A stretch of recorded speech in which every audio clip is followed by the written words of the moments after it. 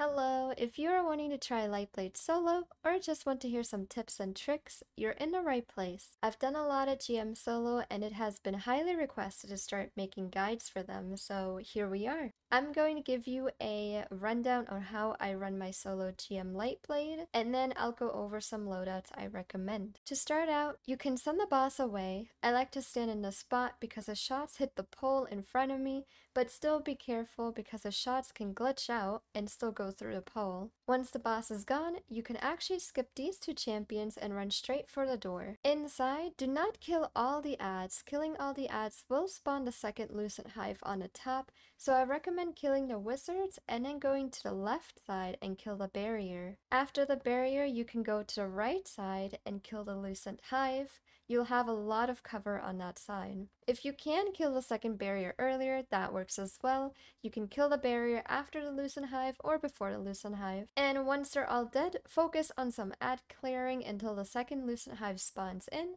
and when he does, I like to run back to the hallway that I came from and hide in that room and just try to kill the boss through that hallway. It gives you a good angle and some good cover. After the second Lucent Hive, kill the remaining of the adds, and that should spawn the third Lucent Hive at the bottom. I highly recommend saving your grenade and use it for the adds that hop up on this middle platform, because this will make it easier to do a finisher on a Lucent Hive's ghost. For the next part, there are a few different strats you can use. If you're using Invis, you can just chain it and stay on the boat the entire time until you make it to the end, and then you can kill the Shrieker once you're there. You can kill the adds from the top, then jump on the boat and then just kill as you're going down, or before you reach all the way to the Shrieker, you can actually jump on the left or right platforms at the bottom, kill all the adds, and then just make your way to the end by foot. The two Lucent Hive on the other side, you do not need to kill if you can pass them with Invis or being very sneaky, but if you do plan on killing them, be very careful with the shield throws because it does travel down the stairs,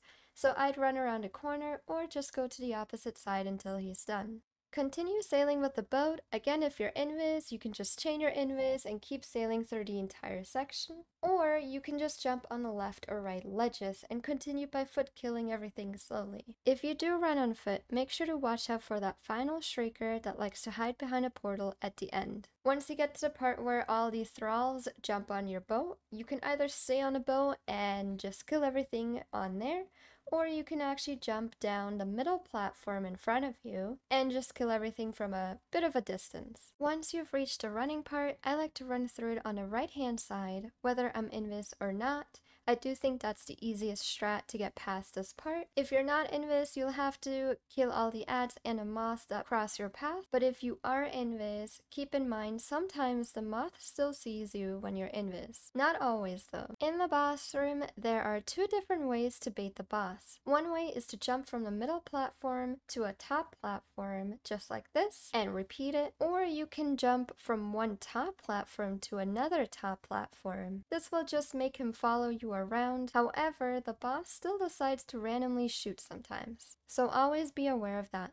Starting the boss room, you will get thralls first, and after doing some more damage, they will spawn again. Once the first damage bar is done, you will get a Lucent Hive and two knights. I recommend killing the Lucent Hive first and then the knights, so you don't have to worry about the shield throws. I like to pop my super and grenade immediately at the Lucent Hive and do as much damage as I can before all of them start to spread out. And if you ever need some emergency cover, jumping up here on this ledge is good cover as long as you need to regain your health. After the knights, you will get two barriers as well as adds. Now this depends on your position. If you think you can spawn kill a barrier right away, go for it. If not, keep running around, killing adds, and never stop moving until you get the perfect timing to kill a champion. A good trick is to have the boss at the bottom of the room or across from you so you can focus on a barrier for a while until the boss gets to you. After the barriers, you can go back to baiting the boss. On the boss's health bar, there is a skull.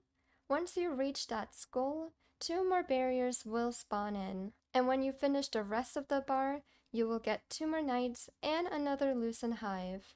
After you've killed all the ads and you got the boss's health down to the last bar, you'll get more thralls to kill, and you'll do more boss damage until his health down to the first A of his name. That's when you'll get the last 2 barriers that you need to kill. Again, whenever you think it's best to kill the barriers, go for it. You can take as much time as you need, just never stop running. After the barriers, you'll do more damage to the boss, and then you'll have another set of ads spawn, and it will only be thralls again, and these are going to be the last set of ads, so after that, it's a GG. Now, on to loadouts. I'm going to list a few different loadouts that are ranked from the most optimized to a bit harder. The first loadout is Hunter Void Invis. The armor piece you want is Graviton Forfeit. This makes your invis last 2 seconds longer, give you a 400% increase in melee regeneration, and when enemies are up to 50 meters away, it will bump it up to almost 800%. It also gives you 100 recov and 100 reload speed. With this build, you'll want to use Marksman Dodge for faster cooldown, Triple Jump, Snare Bomb, Vortex Grenade, Vanishing Step for your invis dodge, and Trapper's Ambush for your quick fall. You want to make sure you go invis using quick fall instead of throwing your smoke bomb, because this will make your invis last longer. For fragments, Obscurity to go invis on finishers, Persistence makes you invis longer, Undermining to weaken enemies with your grenade, and lastly, Starvation, which gives you Devour, or in other words, full health when you pick up an orb or Void Breach. You want to focus on 100 resilience and then strength for your smoke bomb and mobility for your dodge. I recommend bringing them both around the same numbers like I have. For mods, here's what I have on mine. Anything that can help you with getting your invis, melee, or dodge quicker. And then here are my artifact mods. Next loadout would be Arc Warlock with Sunstar. Sunstar gives you Ionic Traces speed and grants double ability energy. With that, you'll have on Chaos Reach, Healing Rift, whichever jump you prefer, Chain Lightning to stun barriers, and Pulse Nades, Arc Souls to have your Arc Buddies, and Electrostatic Mine to create Ionic Traces. For fragments, Spark of Shock so your grenades jolt or make an explosion on enemies, Resistance so you can take less damage while being surrounded by ads, Ions to create an Ionic Trace when killing ads with jolt, and lastly, Amplitude, which creates orbs when killing ads while amplified. Your artifact mods should look like this, and these are my armor mods that I have on. I do not have the helmet, so just imagine I'm using it. And Bungie also disabled a lot of the mods currently, so these are the alternatives that I'm using.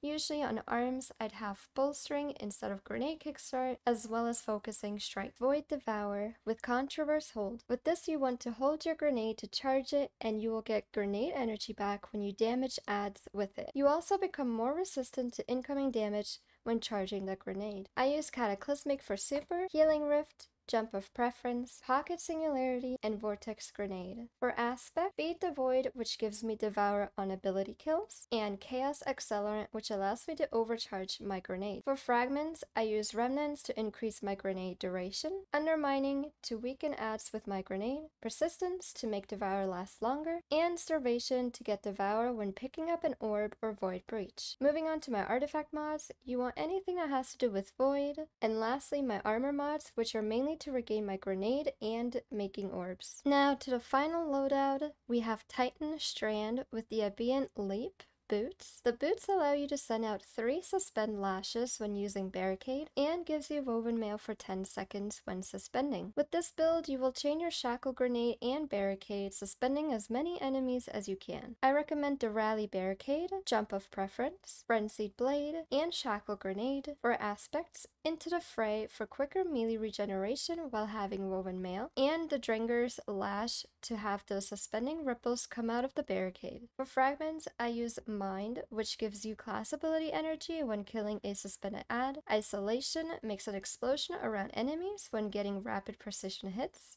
Generation gives you grenade energy when you deal damage. And lastly, Continuity gives you Suspend, Unravel, and Sever increased duration. Here we have all the artifacts I use, and depending on if you're using Strand weapons, some of these mods would be great for it. And then here we have all the mods I run on my character.